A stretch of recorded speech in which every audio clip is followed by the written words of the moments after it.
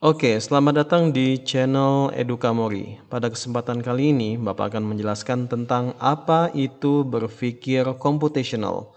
Nah, materi ini dapat kita jumpai pada Mapel Informatika kelas 7 bab 2 Kurikulum Merdeka. Pada bab ini, Bapak akan menjelaskan tentang berbagai macam konsep yang terdapat dalam informatika, baik itu tentang algoritma, representasi data, penjadwalan, dan lain sebagainya.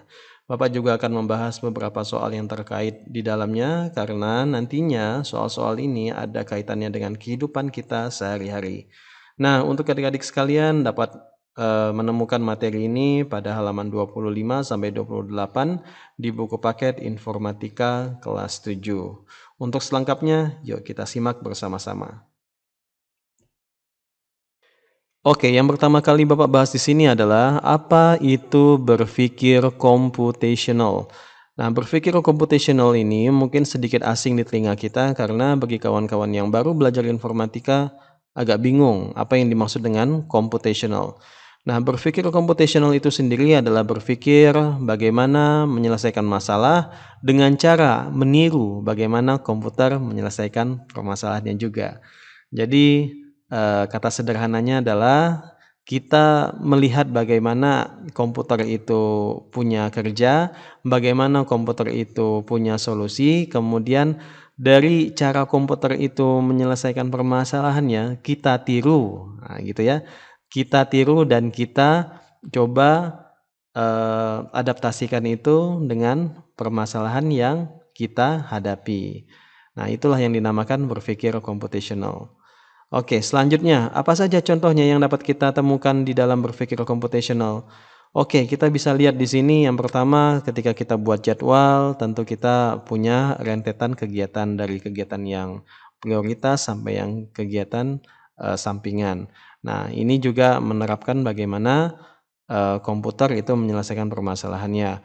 Kemudian mengamati lalu lintas dengan menggunakan CCTV, perangkat GPS untuk mencari rute tercepat, melihat atau mencari kolom ulasan ketika kita mau belanja gitu ya, kita lihat ulasan di Shopee, kalau ulasannya bagus kita beli gitu. Nah, itu juga menerapkan sistem komputer, kemudian Google Assistant untuk bantuan via suara dan lain sebagainya. Oke, kita akan coba bahas satu persatu contohnya untuk mendapatkan pemahaman yang lebih lagi ya. Oke, kita pindah ke slide selanjutnya. Yang pertama, contoh yang pertama, mengatur jadwal harian. Nah, kenapa ini bisa dijadikan sebagai contoh berpikir computational, Pak? Karena ketika kita punya jadwal gitu ya, tentu kita akan membuat kegiatan-kegiatan mana saja yang perlu kita selesaikan dengan cepat atau kegiatan-kegiatan apa saja yang urgent. Nah, jadi kita prioritaskan di sini. Kemudian kita atur nih mana kegiatan yang paling penting, yang paling mendesak itu pasti di atas gitu ya. Kemudian kegiatan-kegiatan yang lainnya yang biasa-biasa itu di bawah. Nah, itu yang namanya mengatur jadwal. Nah, ternyata kegiatan ini itu ada di komputer. Nah, dan di sini kita belajar, oh ternyata komputer melakukan itu dan kita juga melakukan itu di kehidupan kita sehari-hari. Nah, inilah yang dinamakan berpikir computational. Oke, selanjutnya contoh yang kedua, ketika kita buka HP, kita ingin lihat posisi kita di mana. Nah, ini kita menggunakan GPS ya. Karena saat menggunakan aplikasi navigasi atau GPS, berpikir computational juga terlibat di dalamnya. Jadi GPS akan memberikan kita rute mana yang tercepat berdasarkan data satelit yang dia dapat, gitu ya. Misalnya kita ingin ke Sukadana atau ingin ke Kendawangan. Nah, di situ ada tuh jumlah kilometernya atau durasi yang kita tempuhnya berapa kilo berapa lama. Dari informasi-informasi itulah nanti kita akan menentukan kita akan berangkat jam berapa, kita akan lewat mana. Nah, itulah yang dinamakan berpikir computational. Oke, selanjutnya. Contoh yang ketiga. Kalau kita punya soal matematika nih, nah kemudian kita bingung menyelesaikannya.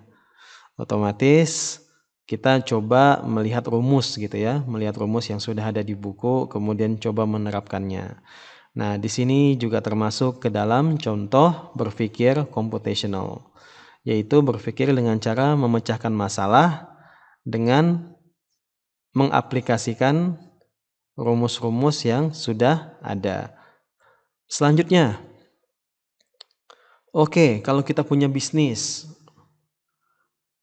dan kita harus merancang ide bagaimana bisnis ini dapat melejit gitu ya, dapat menaikkan profit kita.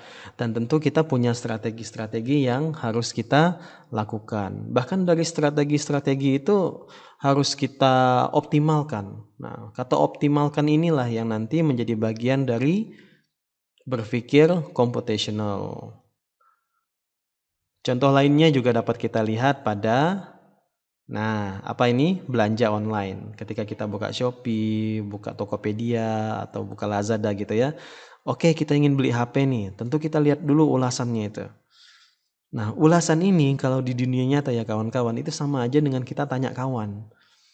Kita mau beli HP, tanya kawan, ini HP-nya bagus tak? Ini HP-nya bagus, tapi lebih bagus ini kamu pakai yang ini aja kayaknya nih. Ini reviewnya lebih banyak. Nah, itulah ya. Jadi teknologi itu diciptakan dengan melihat perilaku manusia sebelumnya. Nah, kemudian dari perilaku manusia itulah diciptakan sebuah teknologi yang nanti kemudian bakal membantu manusia untuk membuatnya lebih mudah lagi dan lebih cepat. Oke. Intinya kawan-kawan, berpikir komputasional adalah kemampuan untuk memecahkan masalah dan memahami konsep-konsep yang kompleks dengan cara terinspirasi oleh cara komputer memproses informasi. Nah, tadi ya, meniru informasi ataupun terinspirasi dengan cara komputer memproses informasi tersebut. Ini melibatkan pemikiran algoritma tentunya. Ada yang namanya abstraksi, pemodelan, pemecahan masalah, dan kemampuan untuk menguraikan masalah menjadi langkah-langkah yang dapat dipahami oleh komputer ataupun manusia. Oke, nanti lebih detailnya dapat kita pelajari di video selanjutnya. Kemudian, ini contoh yang kita dapat temui di buku ya. Kawan-kawan nanti bisa lihat di bukunya ini pasti ada gambar seperti ini. Kita akan bahas contoh yang lebih kompleks lagi, yang lebih up lagi levelnya ya.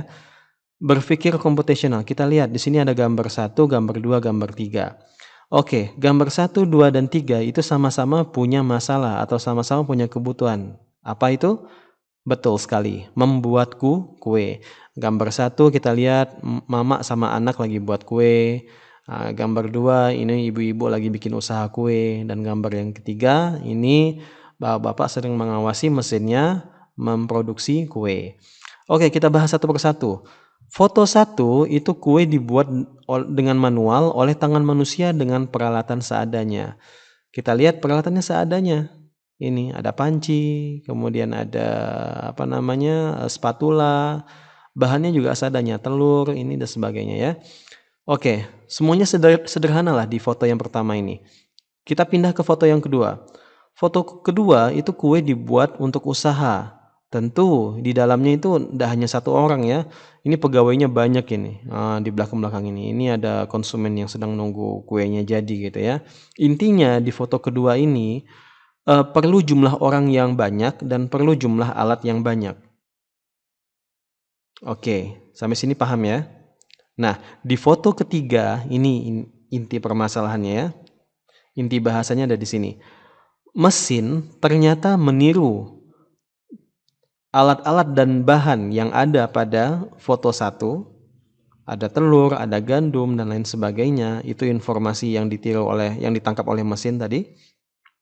Kemudian untuk manajemennya, mesinnya ini meniru cara kerja pada foto 2. Gimana ibu-ibunya itu